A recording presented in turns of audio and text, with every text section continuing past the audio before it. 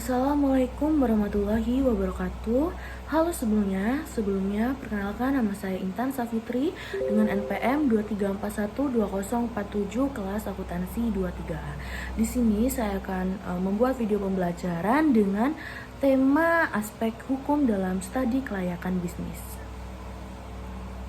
Baik, teman-teman, sebelumnya kita memulai atau menjalankan suatu usaha, kita harus tahu dulu nih apakah bisnis yang kita jalankan sudah sesuai dengan aturan hukum atau belum. Karena percuma kalau ide bisnisnya bagus tapi nggak punya dasar hukum yang kuat, bisa-bisa malah bermasalah di kemudian hari. Nah, kemudian di sini saya akan menjelaskan sedikit tentang pengertian aspek hukum. Jadi, aspek hukum ini adalah bagian dari studi kelayakan bisnis yang mengkaji ketentuan hukum yang harus dipenuhi sebelum usaha dijalankan. Nah, setiap jenis usaha itu punya aturan yang berbeda-beda tergantung dari jenis badan usahanya dan juga seberapa kompleks bisnisnya. Nah, tujuan dari aspek hukum ini adalah untuk memastikan bahwa bisnis yang akan dijalankan itu tidak melanggar hukum dan juga sudah memenuhi semua perizinan yang diperlakukan.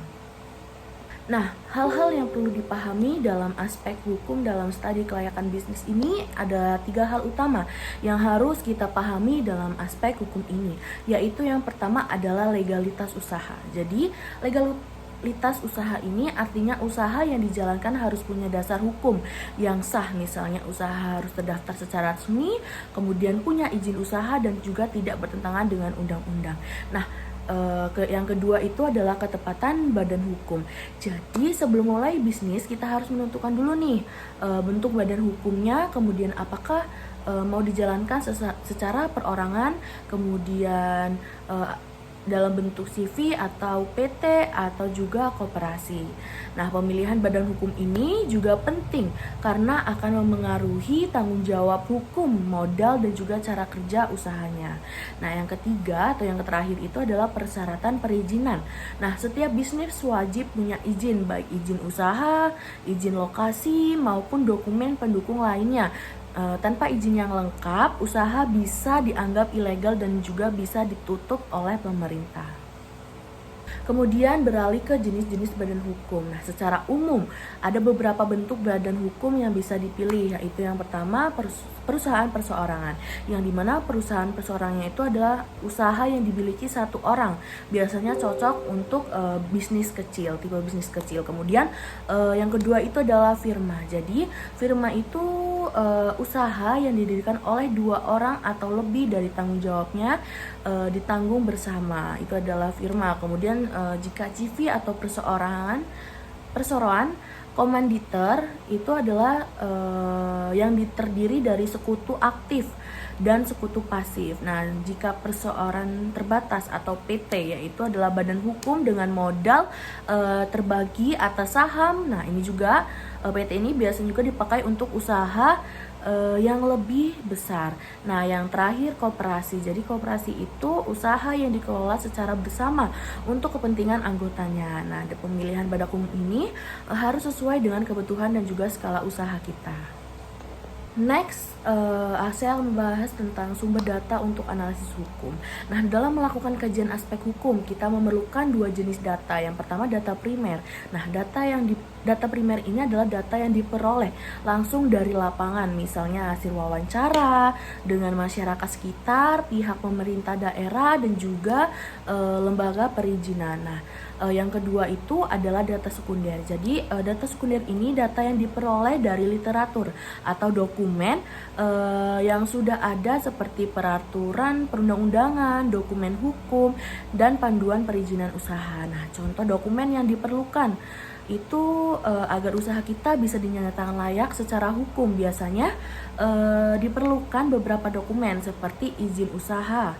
Itu yang harus siapkan itu seperti akta pendirian dari notaris, surat tanda daftar perusahaan, TDP, surat izin tempat usaha dan dari pemerintah daerah, surat izin usaha perdagangan, kemudian rekomendasi dari Kadin setempat. Nah, ketika izin lokasi itu harus disertai dengan sertifikat tanah, bukti pembayaran PBB terakhir, rekomendasi RT atau RW dan kecamatan dan fotokopi KTP pendiri. Nah, semua dokumen ini yang saya sudah jelaskan tadi itu menunjukkan bahwa usaha kita sudah diakui secara hukum dan juga boleh beroperasi. Baik, selanjutnya metode dan instrumen pengumpulan data. Untuk mendapatkan informasi tersebut kita bisa menggunakan dua metode utama. Yang pertama ada wawancara, yaitu bertanya langsung gitu kepada pihak yang berwenang seperti notaris, dinas perizinan atau masyarakat sekitar. Nah, yang kedua itu ada studi literatur. Jadi studi literatur yaitu dengan membaca sumber hukum, buku atau peraturan yang berkaitan dengan bisnis. Nah, sedangkan instrumen yang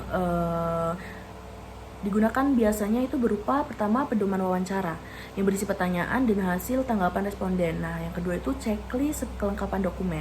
Jadi adanya checklist kelengkapan dokumen itu memastikan semua dokumen yang dibutuhkan sudah lengkap.